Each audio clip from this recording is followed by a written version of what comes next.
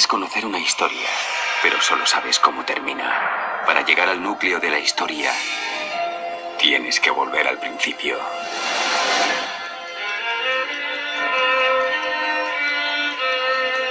La opinión general sobre el santo nombre de Jehová solía ser que, debido a una superstición judía respecto al nombre de Dios, los traductores de la versión griega de los 70 habían usado en su versión los títulos griegos Kyrios, Señor, o Joseos, el Dios, en vez del tetragramatón. Las 4 letras hebreas del nombre de Dios representan el nombre de Jehová, pero descubrimientos comparativamente recientes han demostrado que los fragmentos más antiguos de la versión griega de los 70 realmente sí contiene el nombre de Dios en su forma hebrea. Comentando sobre este hecho, una fuente de consulta dice: ahora, sabemos que el texto griego de la Biblia, la versión de los 70, según fue escrito por judíos para judíos, no tradujo el nombre divino con Kyrios, Señor, sino que en los manuscritos se retuvo el tetragramatón escrito con letras hebreas o griegas. Durante siglos, los expertos pensaron que el tetragramatón no aparecía en los manuscritos de la Septuaginta, una traducción al griego de las escrituras hebreas. Pero a mediados del siglo XX se descubrieron unos fragmentos muy antiguos de la Septuaginta que existía en los días de Jesús. Dichos fragmentos contienen el nombre de Dios en letras hebreas, así que en la época de Jesús sí aparecía el nombre divino en las traducciones al griego de las escrituras.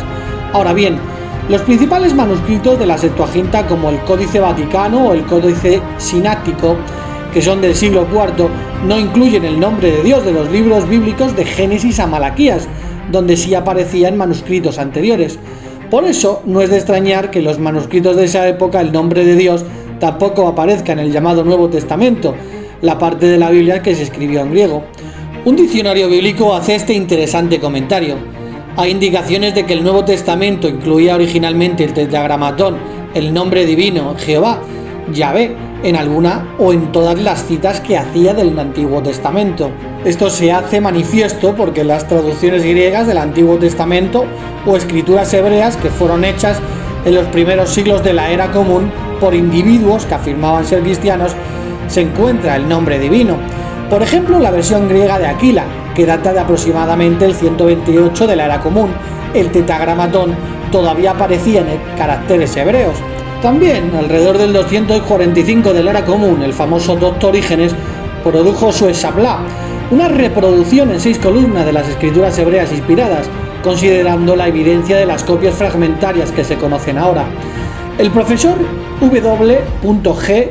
Weddell dice en la Hexaplá de Orígenes: las versiones griegas de Aquila, Simaco y de los 70, todas representaban a JHWH. En la segunda columna de la Hexaplá, el tetragramatón estaba escrito en caracteres hebreos.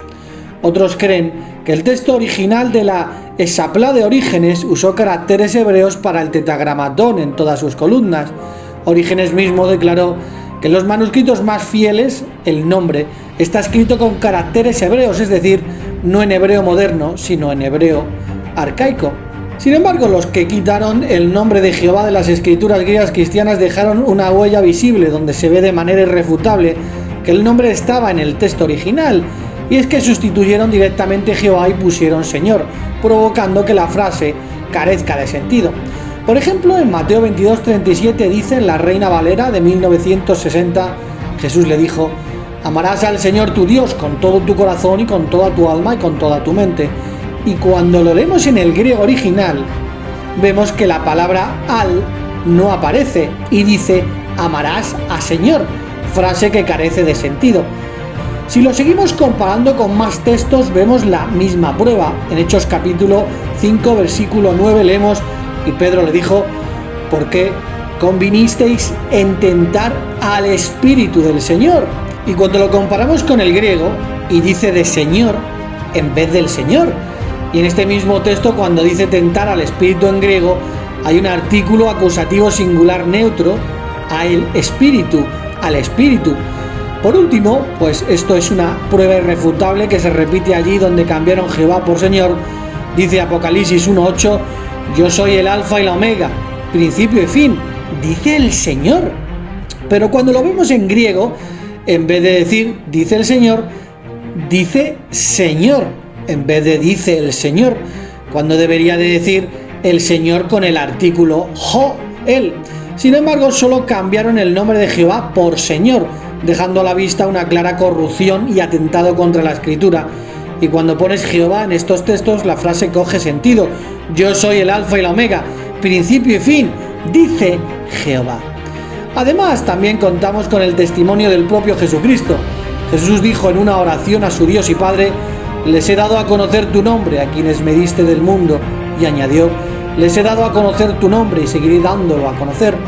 Lo que es más, en su ministerio Jesús repetidas veces puso delante de la gente el nombre de su Dios y Padre. Por ejemplo, enseñó a sus discípulos a orar: Padre nuestro que estás en los cielos, santificado sea tu nombre. Sus obras, dijo él, se hacían en el nombre de mi Padre. Y en la oración, en la noche de su muerte, dijo que había puesto el nombre de su Padre de manifiesto a sus discípulos.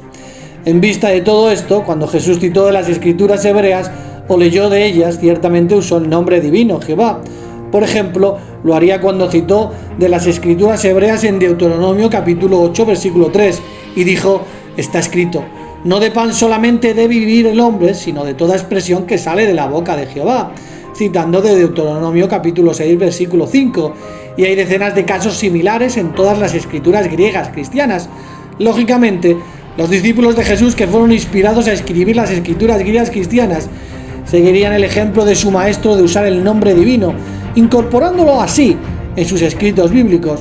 De hecho, a mediados del primer siglo, el discípulo Santiago les dijo a los ancianos de Jerusalén: Simeón nos ha contado con todo detalle la primera vez que Dios dirigió su atención a las naciones para sacar de entre ellas un pueblo para su nombre.